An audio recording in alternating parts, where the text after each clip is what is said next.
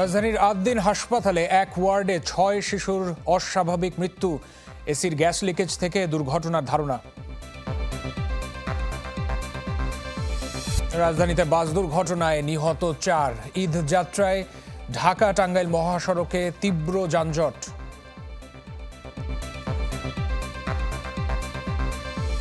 শেষ দিনে জমজমাট পশুরহাট, নির্দিষ্ট সময় বর্জ্য অপসারণে প্রস্তুত ২ সিটি কর্পোরেশন।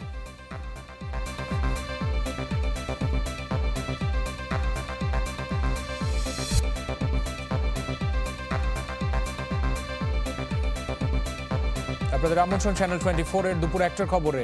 শুনছিলেন সিলন ফ্যামিলি ব্লেন্টি শিরোনাম। পুরো খবরের সাথে রয়েছি আমি রহমান রাশেদ। আপনারা শিরোনামে শুনেছেন, রাজধানীর আদ্দিন হাসপাতালে এক ওয়ার্ডে ৬ শিশুর অস্বাভাবিক মৃত্যুর ঘটনা ঘটেছে। ডিএমপির রমনা বিভাগের ডিসি শেখ জাহিদুল ইসলাম এই তথ্য নিশ্চিত করেছেন। খবর পেয়ে ঘটনাস্থলে গেছেন পুলিশ সদস্যরা। ধারণা করা হচ্ছে এসির গ্যাস লিকেজ থেকে এই প্রাণহানির ঘটনা ঘটেছে। হাসপাতাল কর্তৃপক্ষ এ নিয়ে ব্রিফ করেছে। চিকিৎসক নাহিদা ইয়াসমিন জানিয়েছেন, পোস্ট ডেলিভারি ওয়ার্ডে ১১ জন মা আর ৬ শিশু ছিল। প্রথমে ২টি শিশু অসুস্থ হয়ে পড়লে তাদের এনআইসিইউতে নেওয়া হয়, পরে পাঠানো হয় ওয়ার্ডে। সকাল ৬টার দিকে আবারও শিশুরা অসুস্থ হয়ে পড়লে এনআইসিইউতে নিয়ে যাওয়া হয়। চিকিৎসক জানিয়েছেন, তাদের ভেন্টিলেশনে রাখা হলেও বাঁচানো সম্ভব হয়নি। এদিকে তাৎক্ষণিকভাবে আদ্দিন হাসপাতাল পরিদর্শন করেছেন স্বাস্থ্য অধিদপ্তরের অতিরিক্ত মহাপরিচালক। তিনি এ সময় জানিয়েছেন, হাসপাতাল কর্তৃপক্ষের গাফিলতি ছিল কিনা এই বিষয়ে তদন্ত হচ্ছে। আমরা কিন্তু ভেতরে প্রাথমিকভাবে জিনিসটা যাচাই বাছাই করার চেষ্টা করতেছি, ঘটনাটা আসলে কিভাবে ঘটছে। ৬টা বাচ্চার মর্মান্তিক মৃত্যু। মন্ত্রী মহোদয় টোটাল জিনিসটা দেখভাল করতেছেন, উনি আমাদেরকে এখানে পাঠিয়েছেন। বারবার ওনার সাথে কথা হচ্ছে। ডিজি মহোদয় ভেতরে আছেন, আমাদের ডাইরেক্টর হসপিটালস আছেন। এখন আপনারা একটু যদি ধৈর্য ধরে অপেক্ষা করেন, আপনারা যদি আমাকে এখন কোনো প্রশ্ন করেন, আমি অনেস্টলি বলতেছি এটা একটা ফ্র্যাকশনাল উত্তর হবে, সেটা কনফিউশন আরো অ্যারেজ করবে। তদন্ত থেকে শুরু করে আইনগত প্রক্রিয়া যা যা করার, এখানে কোনো ভুল হয়েছে কিনা, অন্যায় হয়েছে কিনা, কোনো টেকনিক্যাল ফল্ট হয়েছে কিনা, এগুলো তো আপনাদের সব প্রশ্নের উত্তর আমরা দিতে পারবো না। আমরা হয়তো সাবসিকুয়েন্টলি দিতে পারবো। প্রাইমারিলি আমরা কি ঘটনাটা কিভাবে ঘটছে ওটা জানি, ওটাই আপনাদের আমরা ডিটেইল জানা যাবো। খুব দ্রুত ৬ জন বাচ্চাকেই আমাদের নিউনেটাল আইসিইউতে নেওয়া হয়েছে। নিউনেটাল আইসিইউতে নেওয়ার পরে ওখানে ২ জন বাচ্চাকে ওনারা ব্রড ডেথ পেয়েছে, আর ৪ জন বাচ্চা খুবই ক্রিটিক্যাল অবস্থায় ছিল। তাদেরকে ওনারা ভেন্টিলেটরে সাপোর্টে রেখেছিল এবং তারা চেষ্টা করেছে। পরবর্তীতে ওই ৪টা বাচ্চাকেও বাঁচানো যায়নি। যেটা আমরা এখন মনে করছি এটা একটা অ্যাক্সিডেন্টাল একটা ডেথ হয়েছে, একসাথে এরকম 6টা বাচ্চা মারা গিয়েছে। আমাদের এটা দেখতে হবে যে আসলে কেন একসাথে 6টা বাচ্চা মারা গেছে। সিস্টার বাচ্চা তো কাঁদতেছে, কয় মেয়ের মা দুধ খাওয়ান গা, তাই ভালো হয়েছে। হ্যাঁ ফোন টিপতেছে, আয় নাই। পরে দিন করে মাই কইছে বাচ্চাদের ভালো থাকে না। পরে আমার পোলার ফোন দিছে, কাউসা করে নাম। ওই কাউসার আয়া মনে করেন সিস্টারে জোর করে ওই ভিতরে ঢুকেছে গা, দুইটা নিয়ে এমন করে আমার নাতি এমন করে গেছে, এসিতে গেছে।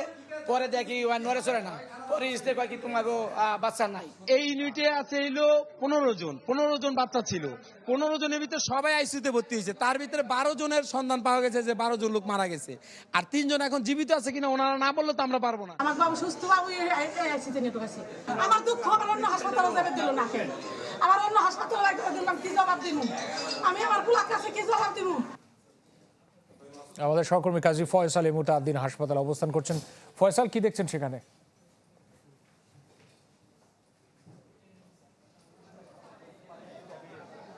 রাশেদ, কিছুক্ষণ আগেই মূলত হাসপাতালের যে মহাপরিচালক নাহিদ ইয়াসমিন তিনি ব্রিফিং করেছেন। তিনি সর্বশেষ যে তথ্যটি আমাদেরকে নিশ্চিত করেছেন যে তাদের কাছে যে তথ্য রয়েছে সেটি হচ্ছে যে এখন পর্যন্ত ৬ জন বাচ্চা বা শিশু মারা গেছেন, সেটি তারা নিশ্চিত করেছেন এবং তারা বলছেন তারা বিষয়টি তদন্ত করে দেখছেন আসলে কি কারণে তারা মারা গেল।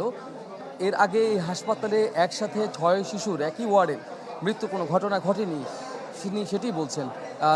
তারা বলছেন যে আসলে এখানে কারো হাসপাতালের কোনো স্টাফের বা কারো গাফিলতি ছিল কিনা সেটি তদন্ত করে দেখা হবে। এবং আমরা এর আগে সরাসরি কিন্তু এই চ্যানেল 24 ক্যামেরায় আপনাদেরকে দেখিয়েছি যে হাসপাতালের ওয়ার্ডে এসিগুলোর কি দুর্দশা অবস্থা।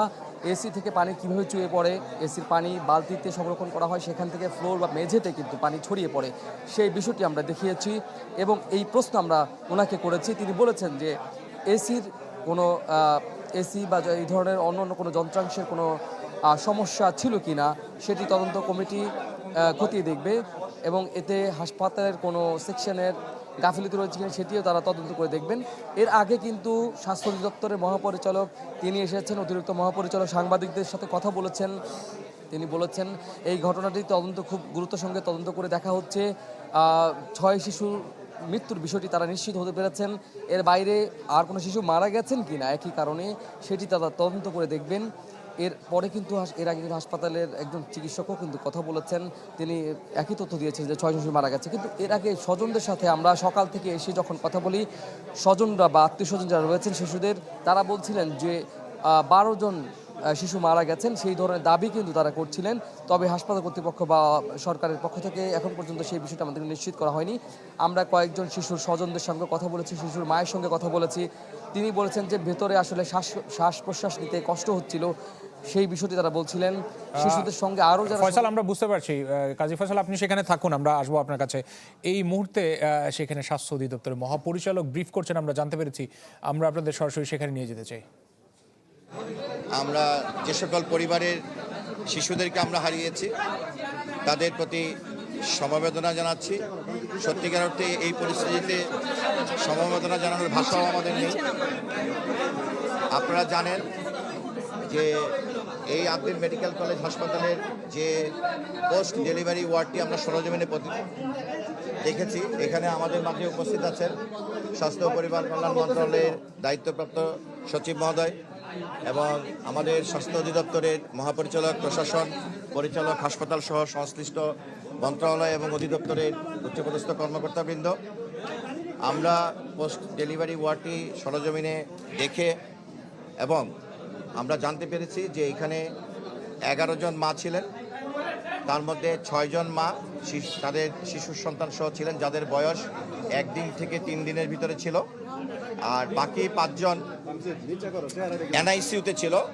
এই ভবনেরই যে দোতলায় যে পোস্ট ডেলিভারি ওয়ার্ডটি, তার 5 তলায় বাকি 5 জন এনআইসিউতে চিকিৎসাধীন ছিলেন অন্য তাদের জন্মগত জটিলতার কারণে।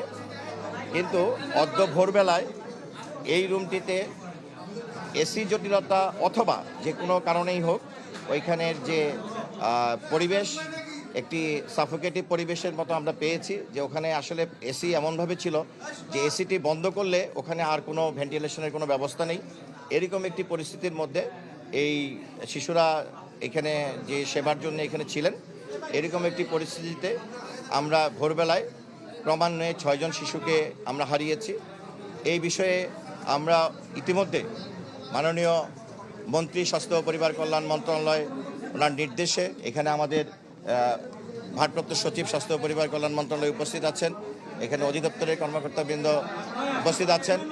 ইতিমধ্যেই এই বিষয়টিকে অধিকতর গুরুত্ব দিয়ে ইতিমধ্যে এই যে ব্যবস্থাপনার কোনো ত্রুটি আছে কিনা এবং এই মৃত্যুর কি কারণ এটিকে সঠিকভাবে নির্ণয় করার জন্যে ইতিমধ্যে মাননীয় মন্ত্রী স্বাস্থ্য ও পরিবার কল্যাণ মন্ত্রণালয় ওনার নির্দেশক্রমে একটি উচ্চপদস্থ একটি ইনকোয়ারি কমিটি ইতিমধ্যেই আমরা গঠন করেছি এবং এটি স্বাস্থ্য ও পরিবার কল্যাণ মন্ত্রণালয়ের যুগ্ম সচিব হাসপাতাল পর্যায়ে এবং স্বাস্থ্য অধিদপ্তরের হাসপাতাল উইংয়ের উপপরিচালক পদমর্যাদায় একজন এবং আরও একজন স্বাস্থ্য অধিদপ্তরের একজন কর্মকর্তার সমন্বয়ে 3 সদস্য বিশিষ্ট এই উচ্চ ক্ষমতা সম্পন্ন কমিটি প্রয়োজনে এখানে যে কথাগুলো আসছে যে হাসপাতালের যে রুমটিতে আমরা এই শিশুদেরকে চিকিৎসারত অবস্থায় হারিয়েছি তাদের এই চিকিৎসা ব্যবস্থায় কোনো ত্রুটি ছিল কিনা এবং যে রুমটিতে ওনারা অবস্থান করছিলেন সেই রুমটিতে যে সেবা দেওয়া হচ্ছিল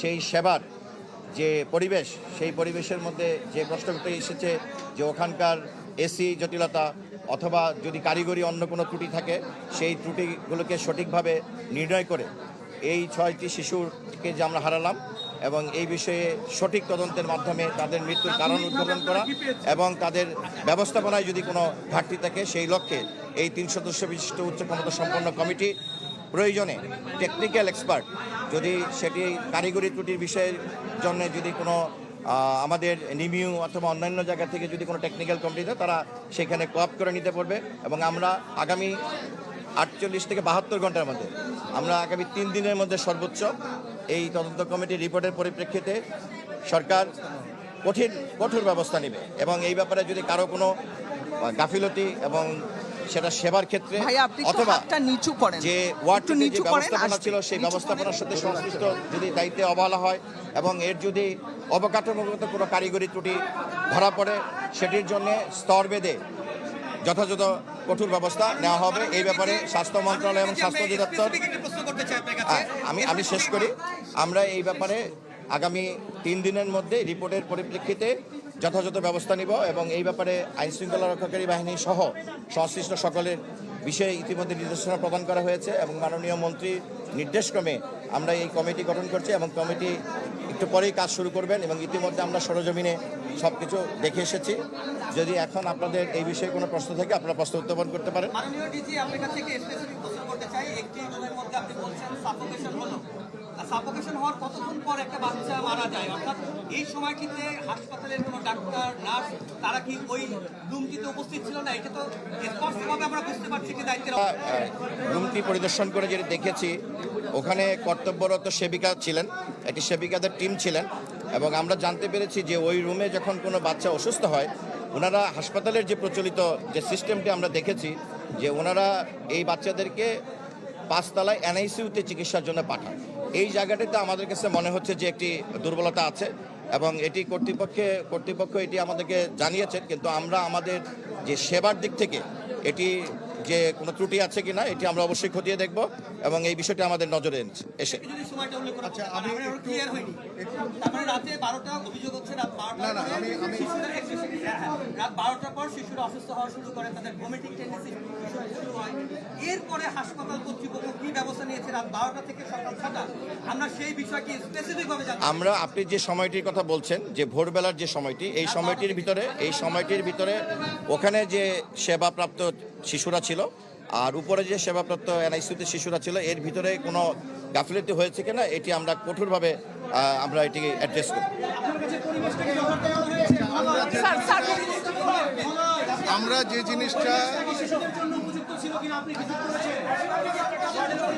আমি একটু বলি, আপনারা এক এক করে বলেন, আপনারা যদি দয়া করে একটু শোনেন স্যার, আপনারা যদি একটু চুপ করেন। আমরা যে ঘটনাটা জানতে পারছি সেটা হলো যে প্রথম 2টার সময়, রাত 2টার সময় বাচ্চার কোনো একজন গার্জিয়ান বাচ্চাদের ঠান্ডা লাগছে বলে এসি অফ করতে বলা হয়। এসিটা 1 ঘন্টা অফ ছিল, তাহলে হলো 3টা। 4টার সময় প্রথম বাচ্চাটা অসুস্থ হয়, একটা বাচ্চা কান্নাকাটি করে অসুস্থ হয়, তখন নার্স ওই বাচ্চাটাকে এনআইসিইউতে নিয়ে যায়। নিয়ে যাওয়ার 15-20 মিনিট বা আধা ঘন্টা পর বাচ্চাটা আবার ইমপ্রুভ করার পর তাকে আবার এই ভিকটিম এরিয়াতে নিয়ে আসে। এখানে আনার পর তখন হয়তো ধরেন 4:30 বা 4:45 এরকম বাজে। 6টার সময় নার্স খেয়াল করেন একজন বাচ্চা মারা গেছে, তাকে সাথে সাথে এনআইসিইউতে নেয়। সাবসিকুয়েন্টলি বাচ্চাগুলো খারাপ হতে থাকে। পরবর্তীতে সব বাচ্চাগুলোকে এনআইসিইউতে নেওয়া হয় এবং দুঃখজনকভাবে এনআইসিইউতে তাদের মৃত্যু হয় 6টা বাচ্চা। এখন স্বাভাবিকভাবে এখানে আইন, আমি একটু বলি, এখানে আইন প্রয়োগকারী সংস্থার লোকজন আছে, বিভিন্ন ল এনফোর্সিং এজেন্সির মানুষজন আছে, আমাদের ডিজি হেলথের আমরা কর্মকর্তারা আছি, আমাদের স্বাস্থ্য মন্ত্রণালয়ের মাননীয় সচিব মহোদয় আছেন। তো তদন্ত যেটা এখনই আমরা তদন্ত করে সব কিছু তো আমরা বলতে পারবো না। আমরা যেটুকু বলতে পারি সেটা হলো যে 6 জন বাচ্চার সাডেন মৃত্যু, এটা চিকিৎসাজনিত কোনো জটিলতায় আমাদের মনে হয় না। মানে পরপর 6 জন বাচ্চা একই সাথে মারা যাবে, এখানে কোনো একটা টেকনিক্যাল ফল্টের কারণে এই ঘটনাটা ঘটছে বলে আমরা মনে করি এবং এটার জন্য ডাক্তার হওয়ারও দরকার নাই। এটা খুব সাধারণ একটা কমন সেন্স কাজ করবে যে 1 ঘন্টা বা 2 ঘন্টার মধ্যে 6টা বাচ্চা হঠাৎ করে কেন মারা গেল। সুতরাং এটা তদন্ত করার জন্য, এবং আপনারা শুনে আশ্বস্ত হবেন এখানে অলরেডি সিআইডির টেকনিক্যাল এক্সপার্ট যারা এসি এবং অন্যান্য ইলেকট্রিক ইকুইপমেন্টসের ম্যানেজমেন্ট ব্যাপারে যারা এক্সপার্ট, তারা ওই রুমটা বন্ধ করে তারা কিন্তু তাদের মতো তদন্ত করছেন। এই তদন্ত রিপোর্টটা আমাদের কাছে ডেফিনেটলি আসবে, সেই অনুযায়ী আমরা একটা সিদ্ধান্তে আসতে পারবো। আর বাচ্চাদের মৃত্যুর কারণগুলো খতিয়ে দেখার জন্য যে সময়টা, এই সময়টা কিন্তু আমরা এখনো পাই নাই। আমরা কিন্তু এটা নিয়ে আমরা already we are in active, আমরা অ্যাক্টিভ তদন্তে আছি। আমরা এটা শেষ করলে তখন আমরা আপনাদেরকে জানাতে পারবো যে সত্যিকারের বাচ্চার মৃত্যুর কারণগুলো কি। তবে ডেফিনেটিভ যেমন এখন মিজেলসের একটা ক্রাইসিস চলতেছে, বা ডায়রিয়ার একটা ক্রাইসিস, বা অন্য কোনো যেগুলো প্যান্ডেমিক বা এন্ডেমিক ডিজিজ, সেই ডিজিজে 8 দিনের মতো একটা হসপিটালে 6টা বাচ্চা সারা দেশের মধ্যে হঠাৎ করে মারা যাবে, জিনিসটা এরকম না। এটা হয়তো কোনো টেকনিক্যাল ত্রুটি বা ফল্টের কারণে হচ্ছে। এটা আমাদের দয়া করে একটু সময় দেবেন, আমরা একটু খতিয়ে দেখব। আপনারা শিশুগুলোকে পোস্টমর্টম করবেন কিনা, আপনারা কি বলেছেন? আচ্ছা আচ্ছা, পোস্টমর্টেমের ব্যাপারে আইনগত কতগুলো বিষয় আছে। আইনগত সেটা হলো যে পুলিশ বা অ্যাডমিনিস্ট্রেটিভ যে অথরিটি, তারা কিন্তু রুগীর স্বজনদেরকে প্রস্তাব দেবে যে আপনারা পোস্টমর্টেম করেন। পোস্টমর্টেম করলে আইনের তদারকিটা এবং আইনের লাস্ট এন্ড বিচারিক কার্যক্রম এটা সুষ্ঠুভাবে হবে। কিন্তু অনেকেই যে বাচ্চাগুলো যারা মারা গেছে, অনেকেই বাচ্চার গার্জেনরা আমাদেরকে বলছে যে ওনারা এই ছোট বাচ্চার পোস্টমর্টেম করাতে ইচ্ছুক না। ওনারা যদি ইচ্ছুক না হন, আমাকে কথাটা দয়া করে শেষ করতে দেবেন, ওনারা যদি ইচ্ছুক না হন তাহলেও আইনগত বাধ্যবাধকতা কিছু আছে, সেটা প্রসিডিওর মেনটেন করে ওনাদেরকে নিয়ে যেতে হবে। 3 নম্বর হলো এটার জন্য আইন বাধাগ্রস্ত হবে কিনা। আমরা আমাদের ডিসি রমনার সাথে কথা বলছি যে পোস্টমর্টেম হলে ভালো, পোস্টমর্টেম যদি নাও হয় তাহলে এই তদন্ত কার্যক্রম যেভাবে চলা সেভাবেই চলবে এবং এটা আইন আদালতের সর্বোচ্চ পর্যায় পর্যন্ত যাবে। শুধু পোস্টমর্টেমের যে ঘাটতিটুকু, সেই ঘাটতিটুকু কিন্তু থেকে যাবে। আপনি কি মনে করেন যে পোস্টমর্টম ছাড়া কি মূল ঘটনা কেন হয়েছে সেটা আইডেন্টিফাই করা যাবে?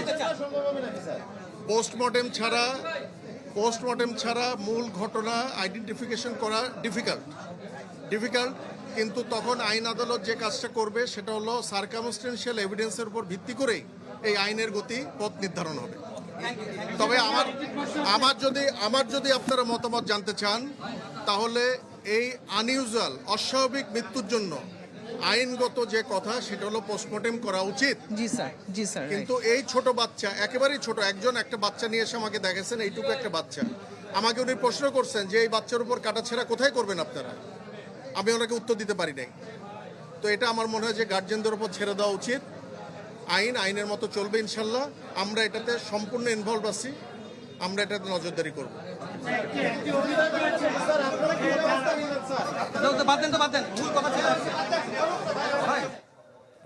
দর্শক, রাজধানীর 8 দিন হাসপাতালে স্বাস্থ্য অধিদপ্তরের মহাপরিচালক এবং স্বাস্থ্য অধিদপ্তরের অতিরিক্ত মহাপরিচালক সাংবাদিকদের ব্রিফ করছিলেন। আপনারা জানেন যে সকালের দুর্ঘটনায় এখন পর্যন্ত প্রাপ্ত খবরে 6 জন শিশু মৃত্যুবরণ করা হচ্ছে। ধারণা করা হচ্ছে যে এসির গ্যাস লিকেজ থেকে এমন দুর্ঘটনা ঘটেছে। তবে স্বাস্থ্য অধিদপ্তরের মহাপরিচালক কিছুক্ষণ আগে নিশ্চিত করেছেন যে তদন্ত কমিটি ইতিমধ্যে গঠন করা হয়েছে এবং আগামী 48 থেকে 72 ঘন্টার মধ্যে এই তদন্ত প্রতিবেদনের সাপেক্ষে তারা প্রয়োজনীয় ব্যবস্থা গ্রহণ করবেন।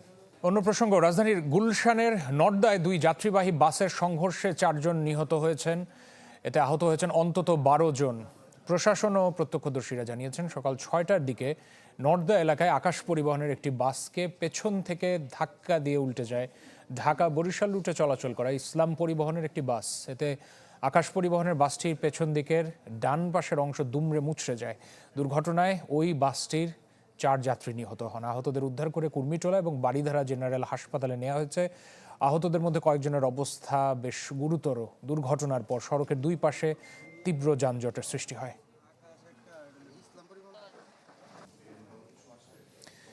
ঈদুল আজহার আনন্দকে আরও বাড়িয়ে দিতে সিঙ্গার বেকো নিয়ে এলো বহুল প্রতীক্ষিত ভরপুর সলিউশন অফার ক্যাম্পেইন। এই ক্যাম্পেইনের আওতায় দেশব্যাপী গ্রাহকরা পাচ্ছেন হাজার হাজার ফ্রি পণ্য আর আকর্ষণীয় ডিসকাউন্ট পাওয়ার সুযোগ।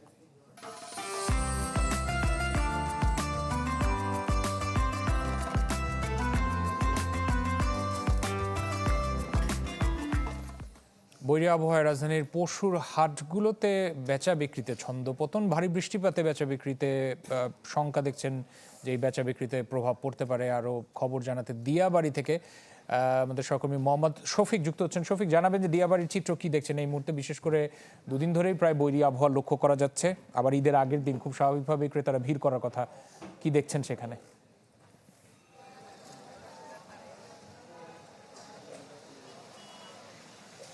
আর রাজশাহীর দিয়াবাড়িতে কিন্তু অনেক বড় বাজার এবং এই বাজার আসলে অনেক জায়গা ছড়িয়ে ছিটিয়ে রয়েছে এবং সেখানে আমরা দেখেছি যে ক্রেতারা কিন্তু আসছেন সকাল থেকে, যখন বৃষ্টি থেমেছে এরপর থেকেই একে একে আসছেন ক্রেতারা এবং তারা দেখছেন। এবং আমরা গাবতলী বাজারও দেখেছি, সেখানকার তুলনায় এই বাজারের যে পার্থক্য সেটি হচ্ছে যে এখানে কিন্তু ছোট সাইজের যে গরুগুলো সেগুলো বেশি, অর্থাৎ মানুষ যেগুলোকে আসলে তাদের সামর্থ্যের মধ্যে কুলায় এমন গরু কিন্তু এখানে বেশি। এ কারণে এখানে যারা ক্রেতা আসছেন তারা বলছেন যে তাদের পছন্দসই জুৎসই গরু কিন্তু এখানে তারা পাচ্ছেন, বা অন্যান্য ছাগলের যে সংগ্রহ সেটিও এখানে বেশ ভালো। তো সব মিলিয়ে এই যে বাজার, এই বাজারে কিন্তু আমরা বেচা কেনা বৃষ্টির পর থেকে এখন পর্যন্ত ভালো দেখছি। তবে একটি বিষয় জানিয়ে রাখতে চাই, সেটি হচ্ছে যে এখানে কিন্তু রাস্তার ওপর দিয়ে দুই পাশ দিয়ে হাট বসেছে এবং যার ফলে কিছুটা যানবাহনের চলাচলে যানবাহন চলাচলে একটু সমস্যা হচ্ছে। তবে এই বিষয়টিকে প্রশাসন আসলে নজরদারি করছে, তারা চেষ্টা করছে রাস্তার পর থেকে যেন এই গরুগুলোকে সরিয়ে নেওয়া হয়। তাদেরকে বারবার বলা হচ্ছে, তারপরেও আসলে তারা কিন্তু কেউ কেউ শুনছেন, কেউ কেউ শুনছেন না। তো সব মিলে এখন বৃষ্টি নেই, তারা চাইলেই কিন্তু রাস্তার একেবারে সাইডের যে জায়গা রয়েছে, ফাঁকা জায়গা, সেখানে তাদের গরু নিয়ে কিন্তু রাখতে পারে। তবে এই বিষয়টি তারা কোনোভাবেই মানছেন না। প্রশাসন তৎপর রয়েছে যদিও আমরা দেখেছি। শফিক, অনেক ধন্যবাদ যুক্ত হওয়ার জন্য। মোহাম্মদ শফিক রাজধানীর দিয়াবাড়ি কুরবানির পশুর হাট থেকে আমাদের সাথে যুক্ত হয়েছে।